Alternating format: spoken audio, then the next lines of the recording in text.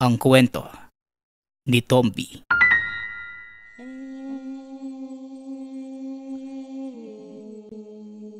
Ang kwentong ito ay hango sa totoong buhay.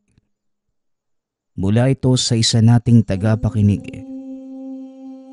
Karanasan ito ni Ulan. Walang eksaktong taon. Probinsya ng Capiz. Noong mga panahong yun, may tanyag na binatang antingero sa lugar. Tawagin na lang natin siya sa pangalang Mikael. Isa ito sa pinakamalakas sa usapin ng pakikipaglaban sa mga aswang, mangkukulam, mambabarang, maging sa banta ng iba't ibang klase ng elemento. Sa tulong na rin ng tanga nitong bertud na tres pico dignum. Kinatakutan ito sa lugar na mga masasamang loob, kaya kahit papano, naging mapayapa ang buong sityo. Ngunit mabilis na lumipas ang maraming taon. Tuluyan itong nakapag-asawa hanggang sa nabiyayaan ng isang babaeng sanggol na naging tagapagpadala ng ating kwento ngayon. Ayon kay Ulan, bata pa lamang siya nang mamatay ang ina sa hindi malamang dahilan. Ngunit kahit gano'n na parang kulang, pinuno pa rin naman siya ng ama ng pagmamahal at pangaral. Hanggang sa mabilis na lumipas ang ilang araw, buwan at taon. Nasa kolehiyo na si Ulan na mga sandaling yun. Lumaki ang dalaga na isang maganda, mabait, at nakilala sa kabutihan ng kalooban na naging kahinaan din niya hindi katagalan. Tay, papasok na po ako ha. Mas mahirap po pala sa kolehiyo kesa nung nasa sekundarya pa lang kami. Pagpapaalam ni Ulan, sabay halik sa pisngi ng ama at dali-dali na itong umalis ng tahanan. Pagkarating naman sa eskwelahan, sinalubong ito ng manliligaw na tawagin na lang natin sa pangalang Jaime. Oh, bakit ngayon ka lang? Kanina pa kita inaantay ah. Ang init-init kaya. Wika ni Jaime. Ganun ba? Kung sana sinundo mo ko, sana sabay na tayo. Mainit pala eh. Sana nauna ka na. Tugon ni Ulan. Naiinis ito sa inaasal ng manliligaw. Hindi naman nakasagot ang binata. Nagpatuloy na lamang ang dalawa papasok ng silid-aralan. Makalipas ang ilang sandali, dumating na ang guro. Nagsimula na ang talakayan. Mabilis namang lumipas ang oras at sumapit na ang uwian ng mga estudyante. Habang naglalakad, may nakita si Ulan na isang matandang lalaki sa kalsada. Madumi ang kasuotan nito, maging ang itsura. Dali-dali naman itong nilapitan ni Ulan para mabigyan ng pagkain at inumin. Oh, saan ka na naman ba pupunta? Naku, mapapahama ka sa ginagawa mo eh. Paano kung may masama sa iyong gawin yan? Ikaw talaga, hindi magtatagal. Mapapahama ka sa sobrang kabaitan mo eh. Sita ni Jaime. Ngunit hindi ito pinakinggan ng dalaga. Patuloy lamang ito sa pagkausap sa matandang pulube. Teka Manong, kilala niyo ho ba ako? Napapansin ko ho, kanina pa po kayo nakatitig sa mukha ko. May dumi ho ba? Tanong ni Ulan. Ganun ba? Tawagin mo na lang ako sa pangalang Felipe, ha? Para kasi pamilyar ang mukha mo sa akin eh.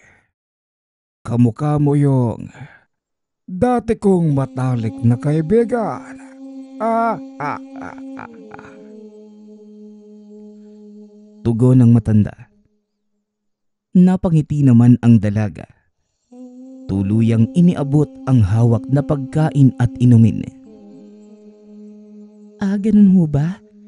Sino kaya yung tinutukoy niyong kawig ko? Maganda din siguro yun, Manong, ano? Kumain na nga muna kayo. Baka gutom lang po yan, kaya kung sino-sino yung nakikita ng mga mata niyo. Wika ng dalaga. Aalis na sana ito. Ngunit bago tuluyang makalayo, muli itong tinawag ni Mang Felipe. Huwag kang mag-alala, iha. Lalaki ang tinutukoy kong kamukha mo. Mikael ang pangalan ng tinutukoy kong tao. Talagang hindi ko malilimutan ang pagbumuka niya. Dahil siya ang dahilan ng lahat ng paghihirap ko ngayon. At kung bakit nawala ang lahat ng pinakamamahal ko sa buhay. Tugon ni Mang Felipe mula sa hindi kalayuan. Kasabay ng malakas na halakak. Nagulat naman ang dalaga sa sinabi ni Mang Felipe. Mikael po? Teka, kapangalan po siya ng tatay ko ah. Hindi naman po pwedeng mangyari yung sinasabi mo. Mabuti pong tao si tatay. At kahit kailan, hindi niya ho kakayaning manakit ng ibang tao. Wika ni Ulan. Teka, huwag mong sabihin tatay mo si Mikael. Tignan mo nga naman ang pagkakataon. Akalain mo, sa dami ng pwede kong makasalamuha, ikaw ba, na anak na matindi kong kaaway? Pakisabi na lang sa tatay mo, ilang araw magmula ngayon, matitikman niya ang ganti ng isang ape.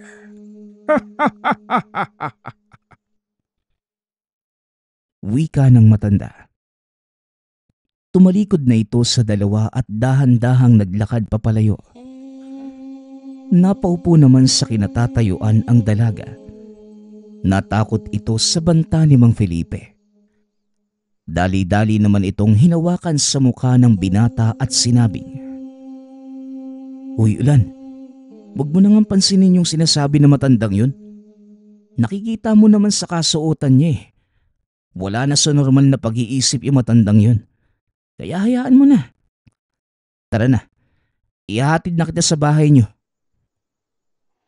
Wika ni Jaime. Matapos namang maihatid ang dalaga sa tahanan, kaagad na din itong umalis para hindi makita ng ama ni Ulan. Samantala, pagkapasok ng tahanan, kaagad naman itong kinumusta ng ama. O anak, kumusta ang eskwela? Bakit ganyan yung mukha mo? Malayo pa yung Semana Santa. Ano bang nangyari? Tanong ni Tatay Mikael. Tay, may kilala po ba kayong tao na nagngangalang Felipe? Nakasalubong ko siya kanina. Akala ko simpleng pulube pero bigla na lang po niyang sinabi na kilala ka niya. Dagdag pa doon, nagpapaabot po siya ng pagbabanta. Nagaganti daw ang isang ape. Diretsahang tanong ni Ulan. Mapapansin sa mukha ni Tatay Mikael ang pagbabago ng itsura. Mula sa pagngiti, napalitan ito ng takot at galit na mga sandaling yun. Teka anak, paano mo nakilala ang taong yan? May iba pa ba siyang sinabi sa'yo? Anong ginawa niya? Ayos ka lang ba? Tanong ni Tatay Mikael. Mahalata ang pagkatarantas sa bawat tanong nito. Seryosong tumitig ang dalaga sa ama at sinabing, Tatay, ako po ang naunang magtanong. Kaya sagutin niyo po ako ng buong katotohanan. Hindi ng isa pang tanong. Kilala niyo ho ba siya?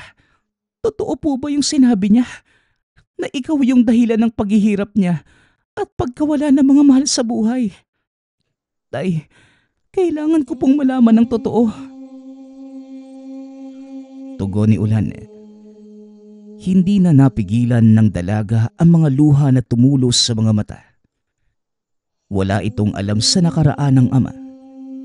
Dahil sa tuwing nagtatanong tungkol sa pinagmulan, nananahimik na lamang ito at nagpapalit ng usapan.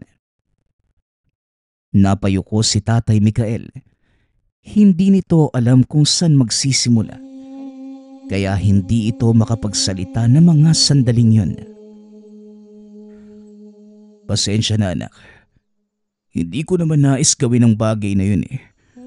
Pero wala akong pagpipilian. Kinakailangan kong gawin yung bagay na yun. Dahil yun ang nararapat. Wika ni Tatay Mikael. Tay, ibig sabihin, totoo? Totoo yung lahat ng sinasabi ni Mang Felipe. Matagal na panahon, Tay. Ikaw ang tinitingala ko. Kaya hindi ko alam paano mo nagawang maglihim ng ganyang kaimportanteng bagay mula sa akin. Wika ni Ulan. Matapos magsalita ng dalaga, dali-dali itong tumalikod. Mabilis na lumabas ng tahanan. Pipigilan pa sana ito ng ama. Ngunit hindi na naabutan at nakaalis na ito ng tahanan. Napupo na lang si Tatay Mikael. Napahawak sa ulo. Kilala niya ang anak. Ang pinakaayaw nito ay ang mga taong nagtatago ng lihim sa kanya. Samantala, dahil wala nang matakbuhan pa ang dalaga, dali-dali itong nagpunta sa tahanan ng manliligaw na si Jaime.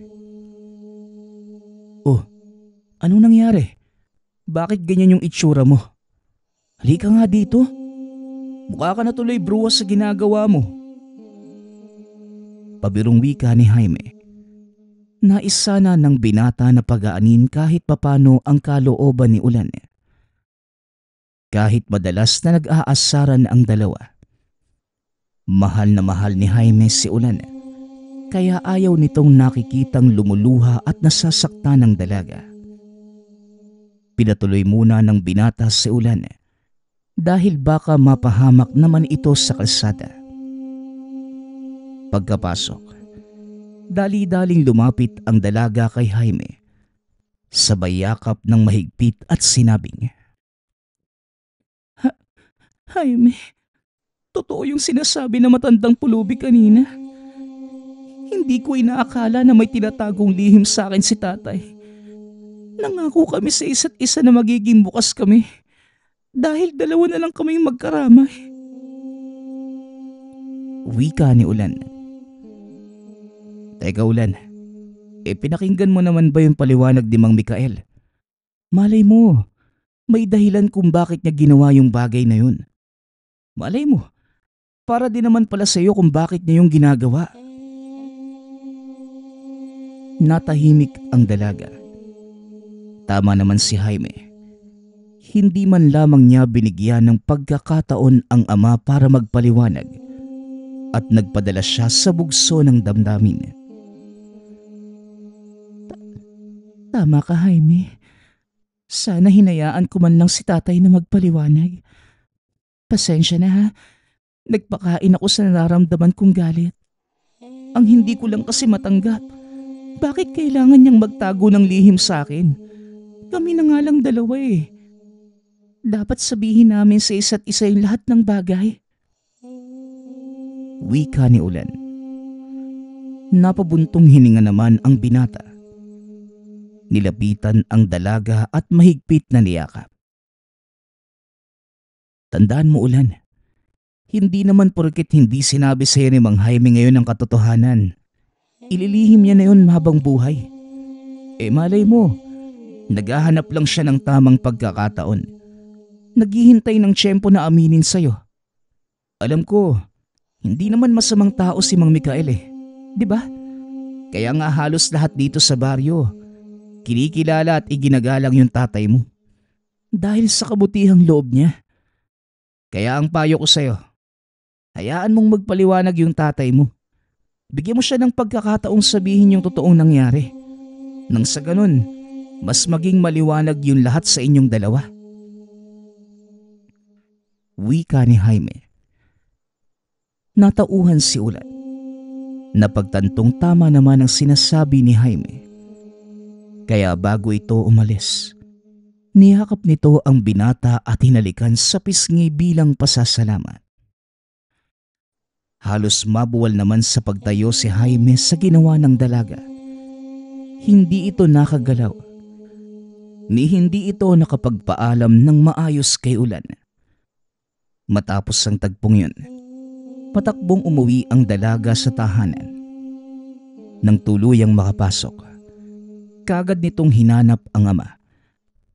Ngunit magsasalita pa lang sana ang dalaga nang bigla itong nawala ng malay. Dali-dali naman siyang nilapitan ni Tatay Mikael at dinala sa silid para makapagpahinga. Ilang oras ang lumipas. Dumilat na ang dalaga. Ngunit matamlay pa rin ito. Ni hindi nagsasalita at nakatulala lamang sa malayo. Natahimik na lamang din si Tatay Mikael. Iniisip na baka hanggang ngayon, galit pa din ang anak sa kanya. Pinabayaan na lang muna niya ito. Sa palagay niya, baka kailangan lamang ng oras ni Ulan para mapatawad siya sa mali niyang nagawa. Ngunit habang lumilipas ang mga araw, may napapansin si Tatay Mikael na kakaiba sa anak. Palagi na lang tulala ang dalaga. Naging hindi pala imik. Ayaw na din itong pumasok sa eskwela. Madalas ding nakikita na sinasaktan ang sarili na parang baliw. Nag-aalala si Tatay Mikael kay Ulan. Samantala, dahil matagal nang hindi nakikita ni Jaime ang nililigawan, wala itong nagawa kundi puntahan na lamang si Ulan sa kanilang tahanan. Nagpakilala naman ito ng maayos na manliligaw ng anak. Hindi naman nagalit si Tatay Mikael. Sa halip natuwa pa ito na may karamay ang anak sa anumang pagsubok sa buhay. Ngunit maging si Jaime, hindi din makausap si Ulan ng maayos. Wala itong nagawa kundi palipasin na lamang at umuwi ng tahanan. Hanggang sa lumipas pa ang ilang araw, mas lumalala ang kalagayan ni Ulan. Kaya naman nagtanong na ito kay Jaime sa nangyayari sa anak. Jaime, alam mo ba kung ano ang lahat ng sinabi ni Felipe sa anak ko? Pwede mo bang isalaysay sa akin ang lahat ng nangyari ng araw na nakita niyo siya?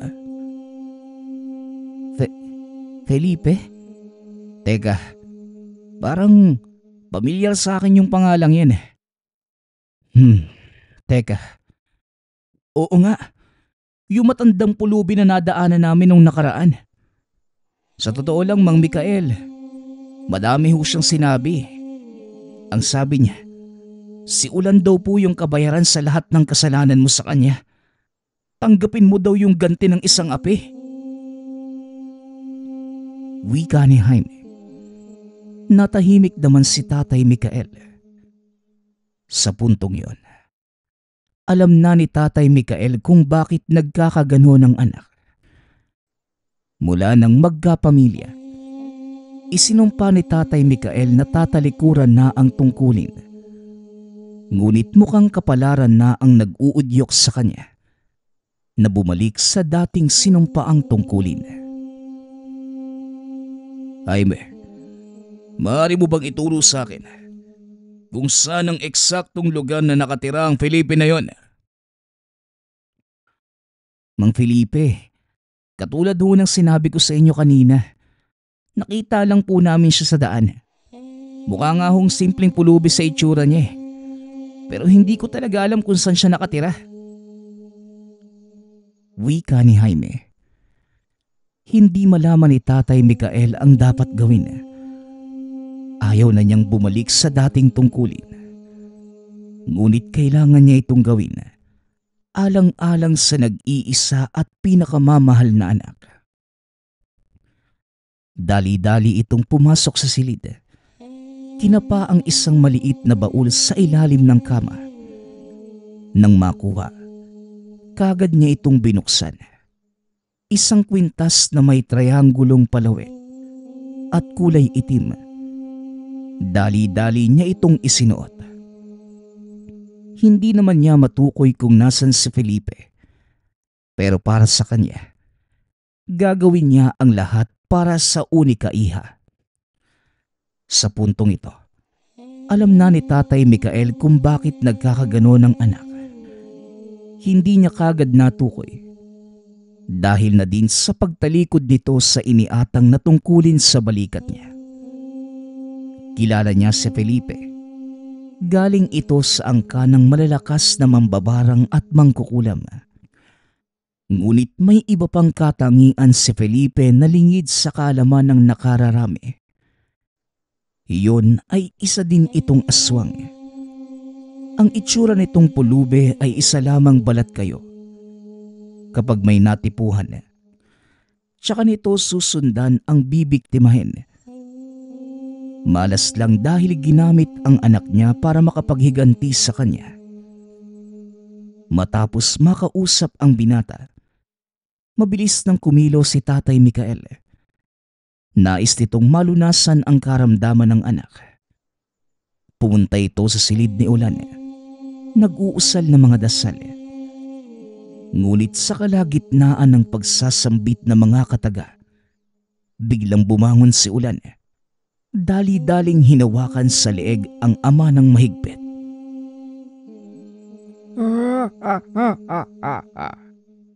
Ano akala mo? Hindi ako makakapayag na gawin mo ang bagay na yan. Buhay ang kinuha mo sa akin. Buhay din dapat ang maging kabayaran. Kukunin ko ang nag-iisa mong anak bilang kapalit ng kasalanan mo sa akin. Maging sa aking angkan. Wika ni Ulan. Nasaksihan mismo ni Jaime ang pangyayari. Nagulat ito dahil kakaiba ang boses na lumalabas sa nililigawan. Ngunit kagad namang kumilo si Tatay Mikael. Hinawakan ang kamay ng anak. Mabilis na inilapat ang palad sa bunbunan at nagbitaw ng mga kataga para pakalmahin ang anak. Duwag ka, Felipe. Harapin mo ko. Huwag mong idamay ang anak ko sa laban nating dalawa. Wala siyang kaalam-alam sa nakaraan ko. Tigilan mo ang pagpaparusa mo kay Ulan. Tayo ang bagtos. Wala siyang kinalaman sa tagisan nating dalawa. Wika ni Tatay Mikael. Matapos sabihin ang mga katagang yun, muling nawala ng malay ang dalaga. Inalalayan naman ito ni Tatay Mikael at Jaime sa pagkakahiga. Nang magising ang dalaga, nagulat pa ito nang makita ang dalawa. Masaya naman silang makita na bumalik ito sa katinuan. Tay, ano pong nangyayari? Bakit po kayo umiiyak? Tsaka teka, bakit iba na po yung suot kong damit? Tanong ni Ulan. Anak, ikaw na ba yan? Salamat sa Diyos, bumalik ka na sa dati. Grabe ang pag-aalala sa iyo ni tatay, anak. Tugon ni Tatay Mikael. Nagtataka naman itong tumingin sa ama. Hindi maunawaan ang ibig sabihin nito. Atay, ano po bang nangyayari? Ang natatandaan ko lang po, pagka-uwi ko ng bahay, hinanap kagad kita para makahingi ng pasensya sa inyo. At para malinaw na din po kung ano talaga yung nangyari. Pero matapos po yun, bigla na lang pong nagblanko yung paningin ko. Tapos hindi ko na alam kung ano po yung mga sumunod na nangyari. Alam mo anak, Matapos yung araw na yun, ilang araw kang walang imik. Kahit si Jaime, hindi mo kinakausap. Pero alam ko kung sino ang may pakana ng lahat ng to. Patawad anak ha, kung nadawit ka sa isang laban na wala ka namang kinalaman. Wika ni Tatay Mikael.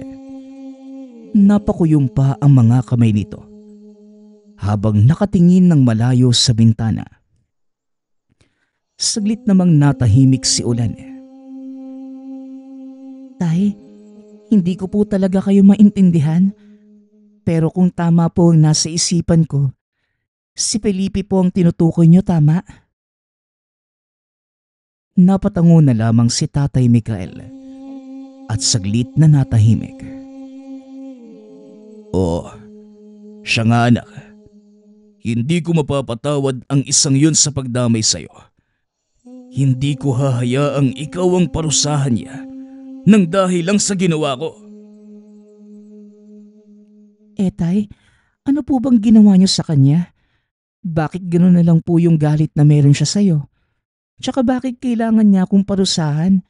Baka pwede namang idaan na lang natin to sa mabuting usapan at magkapatawaran na lang. Sige tay, bibigyan po kita ng panahong may paliwanag ang lahat. Tay, tandaan mo, tayong dalawa na lang po ang meron. Hindi maganda kung nagtataguan pa tayo ng lihim sa isa't isa. Wika ni Ulan.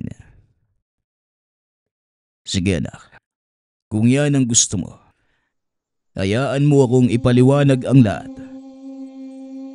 Isa kong antingero bago ko nakilala ang nanay mo at maisilang ka sa mundo. Nagtatangan din ako ng isang anting-anting. Ang Trespico dignum na ginagamit ko sa tungkuling kong pigilan ang paglaganap ng kasamaan.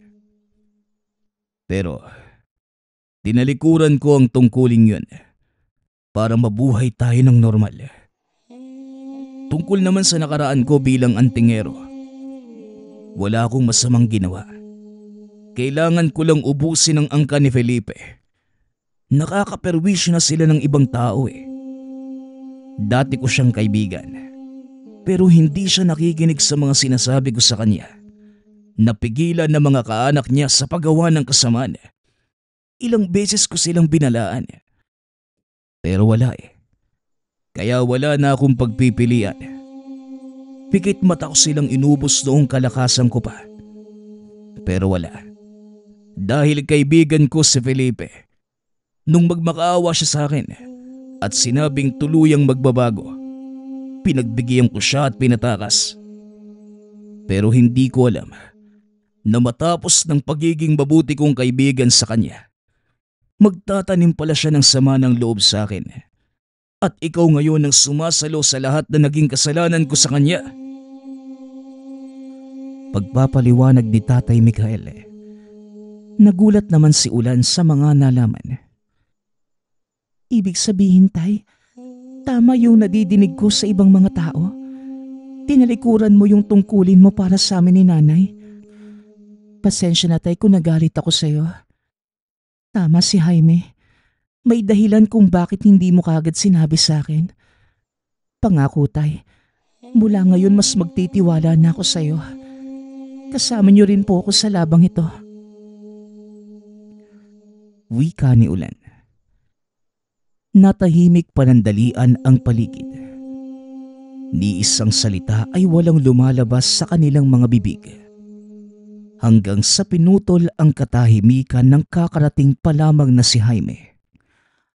Umalis ito kanina para sana makabili ng makakain.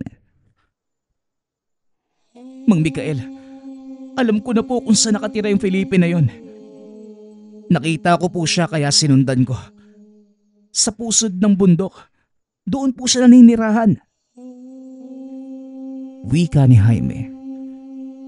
Nagkatinginan ang mga ito. Kagad namang naghanda si Tatay Mikael. Kinuha ang mga gamit sa pakikipaglaban. Muli kaibigan kong tangan, magkakasama na naman tayong ulit para parusahan ang isang nilalang na hindi matahimik Ayoko sanang gawin to pero hindi matatapos ang lahat kung hindi ko tutuldukan ang lahat ng nangyari. Wika ni Tatay Mikael. Kasama nitong nagpunta sa gubat si Jaime. Binigyan din niya ng panlaban ang binata upang hindi ito mapahamak. Sumama din si Ulan kahit na ayaw itong isama ng ama. Ngunit wala nang nagawa pa dahil nagpumilit ito.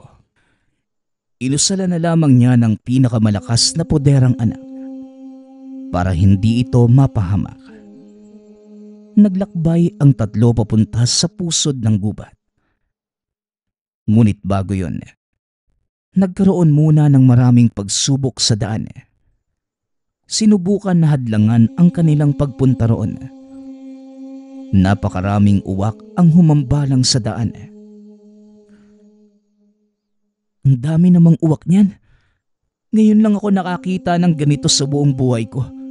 Kahit sa panaginip Hindi pa ako nakakakita ng ganyang kadaming uwak. Wika ni Jaime. Hinataw nito ng patpat ang mga uwak ngunit tila hindi tinatabla ng mga ito. Lumayo kayo dyan. Ako na ang bahala dito. Jaime, bantayan mo ng maigi ang anak ko. Dahil siya ang punteriya ng kalaban. Wika ni Tatay Mikael. Nakagad namang sinunod ng binata.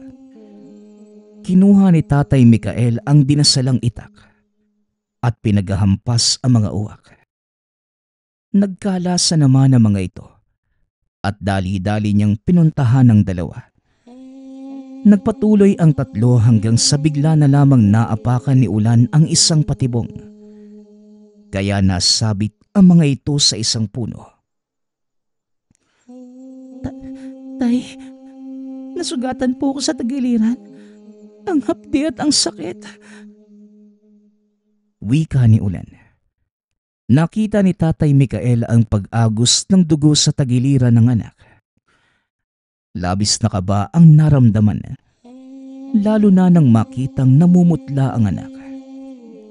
Dali-dali naman niyang pinutol ang tali sa paa. Matapos, kagad na inakyat niya ang puno at pinutol ang tali sa anak. Hindi naman na kinailangan pang kalagan si Jaime dahil naputol na nito ang tali.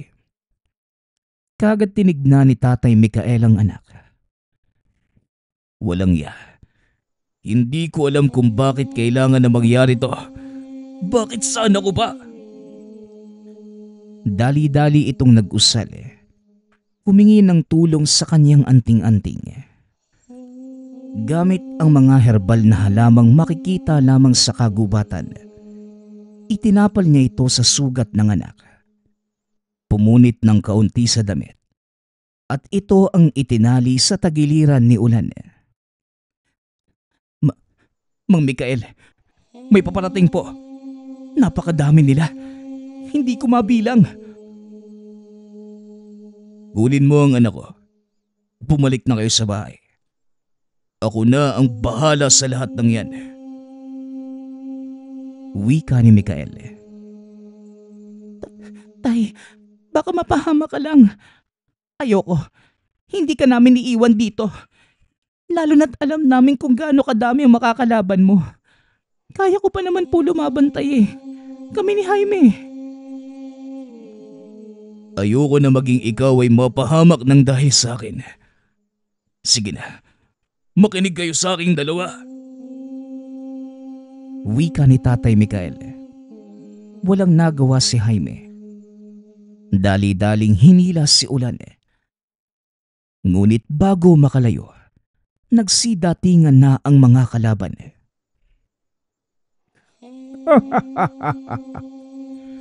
Sinundo ko na kayo para naman hindi na kayo mahirapan. Mga alagad, kunin ang mga yan at ilagay sa aking hinandang kulungan. Wika ni Mang Felipe. Kagad namang kumilos ang mga kasamahan nito. Ngunit lumaban si Jaime kaya nasugatan ito sa kanang braso. Mapatayin niyo man kami. Wala pa ding magbabago eh. Oo, nakipaghiganti kayo. Pero may babalik ba nun yung buhay ng mga mahal niyo sa buhay? Wika ng binata. Jaime, alam mo din ang tungkol sa nakaraan ni tatay? Bakit hindi mo sinabi sa akin? Ibig bang sabihin, kilala mo din siya nung makita natin sa eskwelahan? Hindi, Ulan. Wala akong alam tungkol kay Mang Mikael. Narinig ko lang yung usapan niyo. Kaya nagtanong ako sa mga magulang ko. Sila'y nagkwento sa akin. Kaya nga ginawa ko yung lahat para mahanap yung tahanan ni Mang Felipe. Dahil nararamdaman ko na may kinalaman siya sa nangyayari sa'yo. Aba, may tagakwento na pala tayo. Hindi na kailangang maglahad ng iyong ama, Ulan. Pero may idadagdag lamang ako. Alam mo ba, Iha, mamamatay tao ang iyong ama. Sa katunayan, siya mismo ang dahilan kaya namatay ang iyong ina. Sakit. Hindi sakit ang ikinamatay ng aking sinisinta. Namatay siya para sa iyong ama. Totoo po ba yun, Tay? Kung totoo man yung sinasabi ng lalaking to, wala din naman pong magbabago eh. Alam kong may dahilan kung bakit niya nagawa ang bagay na yon. At hindi isasakripisyo ni nanay ang kanyang sarili kung masamang tao yung tatay ko. Manang-mana ka talaga sa iyong ina. Wala kayong pakialam sa paliwanag ng iba. Ang palaging tama sa inyo ay ang lalaking yan. Paano naman ang nararamdaman ng ibang tao? Katulad ko. Wika ni Mang Felipe. Sa puntong yun, hindi na nakapagpigil pa si Mikael. Hoy Felipe, hindi ikaw ang biktima dito. Iniisip mo kasi na palaging ikaw yung kawawa eh. Diba? Ilang beses kitang sinabihan na kumbinsihin ang angkan mo na wag nang gumawa ng masama. Pero kaisa ka talaga nila. Kaya hindi mo sila mahatak sa landas na mabuti. Dahil isa ka ding kinakain na ang kaluluwa sa impyerno. Wika ni Tatay Mikael. Hindi na nagsalita si Mang Felipe. Dali-dali itong sumugod. Nagpalit na ito ng anyo. Tumalas ang mga ngipin, maging ang mga kuko. Namula ang mga mata. At merong mga pakpak sa likuran. Nagpalita ng pag-atake ang dalawa. Ngunit sa hindi inaasahang pagkakataon, natamaan si Tatay Mikael sa tiyan. Patuloy ito sa pagdurugo. Napaluhod ito sa lupa at tuluyang nanghina. Tay, pakiusap, tama na ho. Huwag yun ang pahirapan ng tatay ko. Patahimikin niyo na kami. Wika ni Ulan. Kawawa naman kayo. Sinabi ko naman, hindi kayo mananalo sa bagsik ng aking kapangyarihan. Mananahimik lang ang buhay niyong mag-ama kapag patay na ako. Pero kahit kailan hindi yon mangyayari. Dahil ako mismo ang papatay sa inyo. Wika ni Mang Felipe. Dali-daling nilapitan ang dalaga. Pinisil nito ang sugat sa tagiliran ni Ulan. Patuloy ito sa pagdurugo at namimilipit sa sakit ang dalaga. Kagad namang napatayo si Tatay Mikael. Dali-daling lumapit kay Mang Felipe. Sinakal niya ito gamit ang isang kamay. Buong lakas na itinulak sa lupa. Pinaibabawan niya ang nilalang at walang tigil na pinagtataga. Wag na wag mong sasaktan ng anak ko sa harapan ko. Hindi ako makakapayag na mamatay ng hindi lumalaban. Akala mo ba malakas ka na? Duwag ka, Felipe. Nagtatago ka lang sa lakas ng iyong mga kasama. Pero kapag mag-isa, takot ka na. Wika nito. Matapos yon ay muli niyang pinagtataga ang nilalang. Sinubukan pang harangin ni Mang Felipe ang pag-atake ni Tatay Mikael.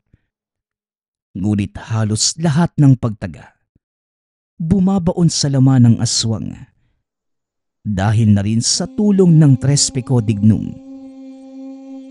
Napasigaw na lamang si Mang Felipe. Nang tatapusin na sana ni Tatay Mikael ang buhay ng nilalang, nakakuha ng pagkakataon si Mang Felipe. Nahawakan niya ito sa leeg. At ito naman ang nakapaibabaw kay Tatay Mikael. Nakakalimutan mo yata. Aswang ako na mambabara. Mas malakas ng ilang ulit ang aking kapangyarihan. Hindi uubra sa akin ang mga ginagawa mong pag-atake. Masasaktan lang ako. Pero babalik din ang lakas ko, hindi katagalan. Wika ni Mang Felipe. Gamit ang matatalim na kuko, isinaksak niya ito sa tiyan ni Tatay Mikael. Matapos yun, muli nitong pinagbalingan si Ulan. Nilapitan nito ang dalaga at dali-daling sinakal.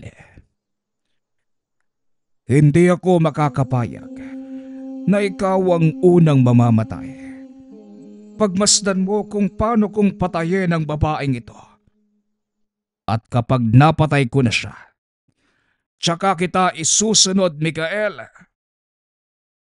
Sigaw ni Mang Felipe. Hindi naman nanahimik si Jaime sa isang tabi. Pinagtataga nito ang nilalang. Ngunit tila walang epekto ang bawat pag-atake. Ngunit kahit ganon, patuloy lang ito sa ginagawa. Samantala, si Tatay Mikael naman, nag-uusal na mga orasyon. Humingi ito ng kaunti pang lakas sa bertud ng Tres Pico Dignum. Pakiusap, kaibigan. Bigyan mo pa ako ng kaunting lakas para tapusin ang buhay ng isang yan. Kung dati naging mabait pa ako sa kanya, pero ngayon, sisiguraduhin kong gugulong ang ulo niya sa lupa. Hindi ko siya mababatawad sa pagpatay sa asawa ko. Lalo na ang pananakit sa anak ko. Pagbabayaran niya ang lahat ng kasalanan niya sa impyerno. Ibuhos mo na ang lahat sa labang ito, kaibigan. Kahit buhay ko ang maging kapalit, masigurado ko lang na maging ligtas ang anak ko. Matapos sabihin ni Tatay Mikael ang mga katagang yun, biglang nagliwanag ang medalyon ng Tres Pico Dignum. Nag-iba ang nilalabas na presensya nito. Nakaramdam ng takot ang mga nilalang sa paligid. Maging si Mang Felipe na sobra ang kayabangan kanina, kinilabutan sa inilalabas na presensya ni Tatay Mikael. At sa isang iglap, nawala ito sa mata ng mga kalaban. Maging si Ulan at Jaime ay hindi na ito nakita. At nang muli itong lumabas, nagsigulungan na ang mga ulo ng lahat ng alagad ni Mang Felipe. Nagulat din naman ang matanda nang malaglag ang mga kamay sa lupa. Napasigaw ito sa sobrang sakit. Hindi. Paano nga? Ako, na pinakamalakas na nilalang, mamamatay sa mga sandaling ito. Hindi. Hindi ito maaari. Hindi! Ngunit bago pa man ito muling magsalita, dali-dali nang tinaga ni Tatay Mikael ang leeg ni Mang Felipe. Gumulong ang ulo nito sa lupa. Hindi pa nakontento si Tatay Mikael. Patuloy lamang ito sa pagtaga hanggang sa magkapira-piraso ang katawan ni Mang Felipe. Matapos ang pangyayaring yun, bigla na lamang bumulagta ang katawan ni Tatay Mikael. Mabilis namang kumilos si Jaime. Inakay si Tatay Mikael at naghanap ng malapit na ospital. Habang si Ulan naman, malubhaman ang naging sugat sa labanan. Kaya pa naman itong makatayo at lumakad. Nang makarating sa ospital, kagad naman silang inasikaso ng mga doktor. Ginamot ang mga sugat ni Ulan at Jaime, maging ni Tatay Mikael. Tinahirin ang malalalim na sugat na natamo. Nagtagal pa ng ilang araw ang dalawa sa ospital. Habang si Tatay Mikael naman, hindi pa rin dumidilat na mga sandaling yon. Tay, kumusta ka na? Gumising ka na po. Alam ko pong nadidinig niyo ako. Tay, sige na po. Umuwi na po tayo sa bahay. Tara na. Wika ni Ulan. Patuloy lamang ito sa pagkausap sa ama. Kahit hindi sumasagot si Tatay Mikael, alam niyang nadidinig siya nito. Ilang sandali ang lumipas. Bigla na lamang gumalaw ang daliri ni Tatay Mikael. Dali-dali namang tinawag ng dalaga ang doktor. At sa puntong yon, tuluyan ng nagising ang ama. Nakadilat na ito, ngunit tulala pa rin. Ngunit hindi ito sinukuan ni Ulan. Makalipas ang mahigit isang buwan, unti-unti nang bumalik ang sigla ni Tatay Mikael. Labis naman itong nagpasalamat sa anak, lalo na kay Jaime, na siyang nagligtas sa kanila mula kay Felipe. Nang magbalik sa wisyo si Tatay Mikael, hinanap nito ang kwintas na 3 peso dignum. Ngunit hindi na niya ito makita. Maraming salamat, kaibigan. Alam kong isinakripisyo mo ang sarili mo para tuluyan pa akong mabuhay. Nagpapasalamat ako sa iyo na tinulungan mo ko, maging ang anak ko na malayo sa panganib. Pangako, hinding-hindi kita malilimutan. Wika ni Tatay Mikael. Mabilis na lumipas ang mga taon. Hindi na nakabalik pa si Tatay Mikael sa kanyang dating tungkulin. Ngunit ganun pa man, pinagtuunan na lamang niya ng pansin ng dalaga. Nang makapagtapos sa kolehiyo si Ulan, magkasintahan na rin sila ni Jaime na mga sandaling yun. Tinupad nila ang mga pangarap kasama si Tatay Mikael. Nakapagpundar sila ng sariling tahanan, nagtayo ng negosyo, at nagpakasal. Nabiyayaan sila ng isang supling. Ngunit sa edad na 60, pumanaw na si Tatay Mikael. Ngunit ang nagawang kabutihan ng ama ni Ulan ay nanatili sa alaala ng lahat, kahit wala na ito. Maraming panahon man ang nagdaan, hindi nakalimutan ni Ulan ang lahat ng aral na natutunan mula sa ama. At panghabang buhay niya itong panghahawakan, kahit sa kanyang huling hininga. Nagpapasalamat nga pala ako sa lahat ng sumusuporta sa ating channel. Nawa ay patuloy niyong suportahan at pakinggan ang ating mga kwento. Hanggang sa muling pakikinig. Paalam.